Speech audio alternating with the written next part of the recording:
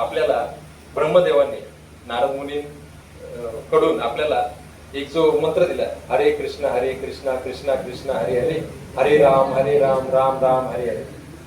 आता याच्यामध्ये 4 वेळेस रामजींचं नाव येतं, 4 वेळेस कृष्णाचं नाव येतं आणि 8 वेळेस हरे म्हणजे कृष्णाची शक्ती त्याचं नाव येतं.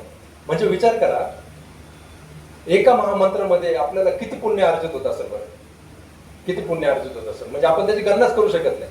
म्हणजे इथं बसलेले जे आपण जे भक्त आहेत सगळे, आपण राम नाम करतोय, हरिनाम घेतोय, हरे कृष्ण महामंत्राचं जप करतोय, ते जप आपल्याला सगळ्या संकटातून, ह्या कलीच्या सगळ्या कलहातून, कलीच्या सगळ्या डिस्टर्बन्स मधून, कलीच्या सोडा या भौतिक जगातल्या सगळ्या कल्मशापासून आपल्याला मुक्त करणार आहे.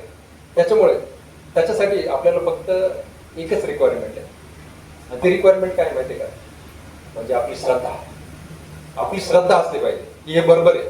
आता हे बरोबर कशामुळे मी सांगतो म्हणून नाही, आपण शास्त्र बघितले, शास्त्रांमध्ये प्रमाण बघितले, साधू बघितले, तुकाराम महाराज किंवा ज्ञानेश्वर माऊली किंवा आपले चैतन्य महाप्रभू, ते पण साधू म्हणून आले होते. ऍक्च्युअली ते भगवान होते, भगवंताचं रूप होते, पण ते साधू म्हणून आले. त्यांनी आपल्याला हरिनामाचं हे दिलं.